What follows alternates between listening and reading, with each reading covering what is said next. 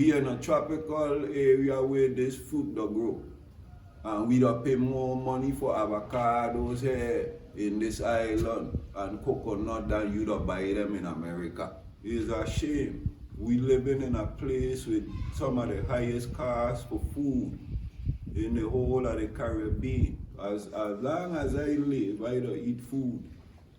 So as long as I could be a part of producing it, whether it's just giving people my advice or my experience to the next generation who will produce food, that's what I plan to be involved in. So we can start off with who you are, what you do, and why. Well, most people know me as Imani here. My board name is Imani Garcia Jr. And I am also known as Jarul Islamel. That's a given name. Okay? Awesome. What I do is a farmer in Bordeaux from about 17 years old. Okay, I is about 58 years now. Okay, I started to farm down in Bordeaux from out of high school.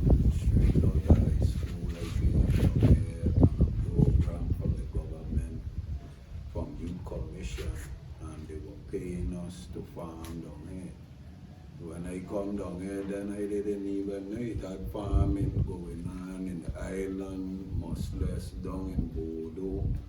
What was going on at the time down here, and to me it's a real decline. There's a lot more farmers on the land, but a lot less production. Because back then, the very spot that we sitting on, we used to pick behind here down by Eldridge. Every week a whole flatbed. He used to have a dually commercial size truck. And we used to pick a truckload of banana from down there every week. And that's just the banana. They used to have every fruit known to the local fruits down there. Every week every day we used to take a ton. Each person used to take a day to cook and leave an hour before everybody else and come up and cook. The only things that we used to buy from out of the store used to be garlic, coconut to scrape our coconut milk, and most of the produce from the potato to the green banana, the eggplants, everything to the greens used to come from right down in here. And at that time, you could have walked from here, not just in his place, all the way over to where he is now in the corner around here. And every farmer down here, it was like a whole big banana field. Because you were walking from one ground into the, all of them man were planting banana back in them time. And them times we were young. So we all of us had a lot more energy. It was a what you call inspired thing. We most of us were coming up as Rasta in them time, and because we were vegetarian and were already taught about self-reliance and producing food, we were some of them that took that particular push to come to the land and start farming. Okay, so when I come down here, most of this land was done already. These men down in Bordeaux had done already cleared most of this land or deforested using axe and machete and so. Okay, when I start down here with Eldridge, we had extend in here. That was my first experience cutting raw forest land. And we extend the land further down the hill down there. You understand? But why they do right now, I've been to the States after farming on this land for 15 years, going through trials, tribulation, no support from the agriculture department and all these other things. Because we, as you see the terrain, all of it was done by hand and our own investment. We wasn't getting no help from no grants and no help from outside. It's why you your own willpower. Okay? And it's a shame that today, 20 odd years after, 30 odd years after, I telling you I started doing this from 17 years old, we still getting no support at all from our government in the range of agriculture. Okay? It's a shame. We living in a place with some of the highest costs for food in the whole of the Caribbean. And if not just the Caribbean, but in the so-called Americas. Okay, we the US territory, and we paying it ain't no place in America you could go where you're paying the prices that we don't pay for food and even cost of living down here in these islands. And something as simple as we in the perfect environment to grow food. But yet our government don't take no type of interest at all or put no type of investment at all into the production of food. Even if it means to supply the schools, them school lunch program with food that they don't have to pay for. You understand that they're producing for a low cost and whatever else to encourage in a place like St. Thomas will have so much competition for employment and all kind of thing. This going to bring employment and all kind of different level from the scientific to the technical to what we doing actually down here, producing the food itself and putting our hand in the soil. We have to start producing food. What type of country or nation and so that don't have interest in feeding itself? So how come it's not an interest in we doing some farm agriculture? If it ain't make up 50% or even 25% of what we be doing, our government interest for the economy here, why they don't even have not even 1% investment into agriculture. So that's my my goal is to, as long as I live, I don't eat food. So as long as I could be a part of producing it, whether it's just giving people my advice or my experience to the next generation who will produce food, that's what I plan to be involved in. Whatever other business venture I do. Because if I have a yard, whether it's a realtor or a doctor or wherever I invest, I still have to eat food. So if you have land and you don't even plant a mango tree or nothing, like avocado, will you paying $5? Right now in America, they're paying less. We in a tropical area where this fruit don't grow. And we don't pay more money for avocados here in this island and coconut than you don't buy them in America. Okay? So if anything you want to ask, I go answer your question then. Thank you. I noticed you have mentioned that you had come down here initially as a teenager through like a government program, and you guys used to work together and stuff to really keep up the land and have like a large yield from your produce. What do you think changed over the years, and how do you think you could get back to that type of place? The same thing I just mentioned, with the government program them that are pay people to do agriculture. Where the government program them that are very encouraged a youth 17 years right out of high school to involve agriculture was not. I used to have carpentry in school. Okay, I was in vocational. I was one of the only students in my class that were choosing out of 3 students to go on job training. So if I had take the course where I was supposed to go, my teacher them and my job, the man I was working for, Mr. Blyden, bless his heart, because I had a chance to meet one of the best cabinet makers in the island before he died and work with him and learn from him. But that wasn't the course I take, because this take a course in me. When I come down here and see what they were doing, that they determine what my life goal or what I gonna pursue. Not what Mr. Blyden was telling me, go to the trade school I went to in Florida. I end up in Florida 20 years after I meet Mr. Blyden. Because at that time that was the last thing on my mind. Going away to any America. Okay? So even though them opportunity were in front of me, this is why it is pull me as a youth. Okay? And it's a shame to say that they don't support it at all. And as my question is where the government program them want to pay youths right out of high school and any other type of program to do agriculture. Okay? Right. What crops do you think, or what crops do you grow and do you think best survive here in our climate? The best thing for us to grow is our local fruits for long term. Okay? Because right now, that's what they grow here.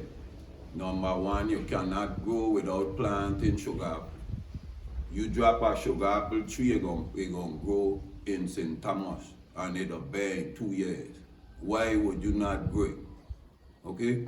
But that is now, when it comes for shipping, that is not a good crop to market in the shipping. So with me, with that particular fruit, yes, we have to grow it. That guava, lime, and everything want to grow here. That's my suggestion. But my thing is avocado. Okay? We paying the most right now for avocado. Avocado is a worldwide international crop. Okay? It have a thing right now, and what I think is on Netflix named The Avocado Wars. You have a chance to watch it.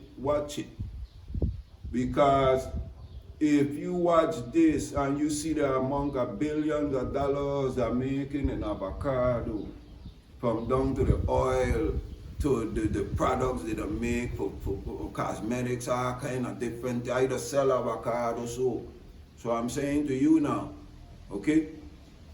We paying the highest price right there for something that grow in our island. What used to be in everybody's yard, in every neighborhood, every 2 houses you go. You understand? These same fruits I talking about, sugar apple, guava, you understand what I'm saying? Soursop. Now the soursop them we paying $15, $20, $25 in our own island for them. Who determining the cost of these things? You understand? And if we producing them, how we gonna determine the cost?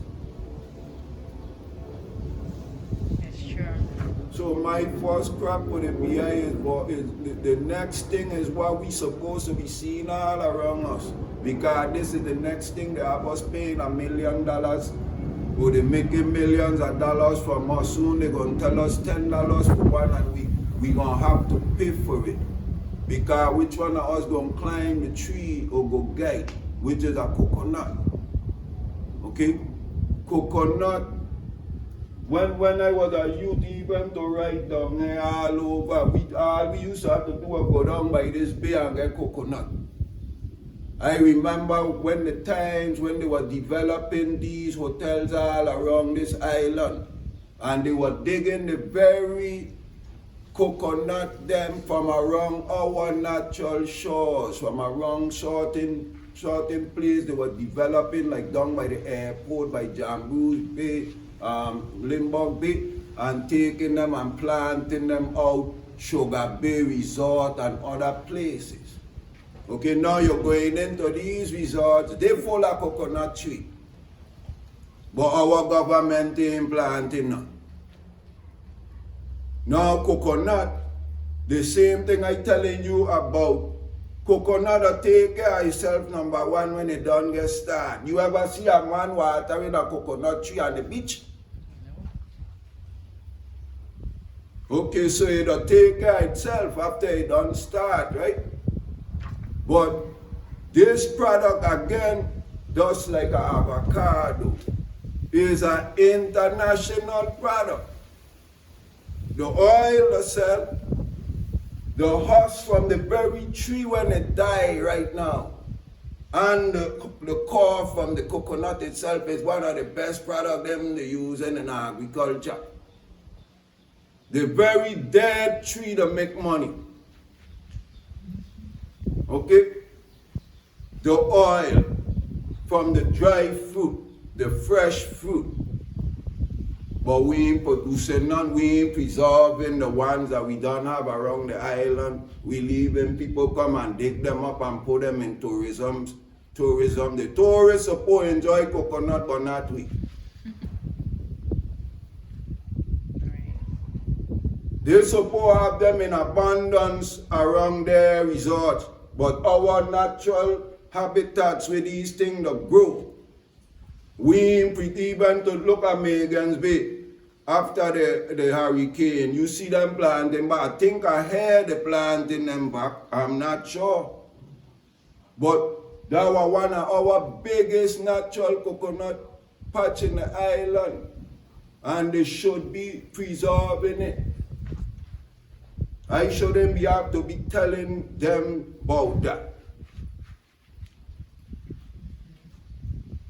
So coconut and avocado, everybody else could have whatever food they have, but them should be our top two fruit that we growing. All the other local from the sugar apple and soursop, they have to plant too. But we need to plant avocado and coconut. All right. Awesome. Well, I want to ask, lastly, to close us off, what advice would you give to the youth out there interested in starting, becoming a farmer outside of obviously getting into avocado and coconut? Listen, I got people making $50,000, $75,000, right, a month in the basement, okay, in the basement, growing microgreens and stuff like mushrooms and things that don't need sunlight, or don't have to, mushrooms that don't have to grow in bare sunlight. Now the microgreens need light, but the thing is it could be done indoors. And the people them that doing it, they're doing it on a level where these is professionals. Where I see some that a man, he is a retired professional chef, and because of his links to the chef industry, he know what they want. He know what they cook. So he and his wife decide to get into the microgreens business just to supply chefs. Okay, they selling one pallet like this. And if you know what microgreens is, these are things you just train on the seed, and as they come up in a couple of weeks, they're done ready to sell. You don't have to wait 2-3 months to market, 2-3 months to take care of it. As they come up, something like sprouts, and it's ready to sell. They're saying they're making in a smaller area probably than this area we sitting in here, this structure, okay? $45,000 a month, not a year, every month, out of their basement. So with youth and so coming out of high school in St. Thomas, walking into a job, even paying him $45,000 a year. So if he could do it in the basement, just acquiring knowledge about agriculture, you understand? This is the main thing, knowledge.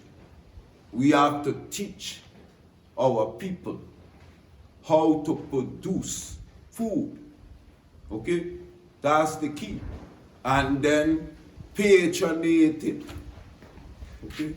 Support it. Awesome. Well, thank you so much, Imani. It was great speaking with you, and I think you offer a lot of great advice to everyone. All right. All right. I passionate about it. I nearly shed a tear now.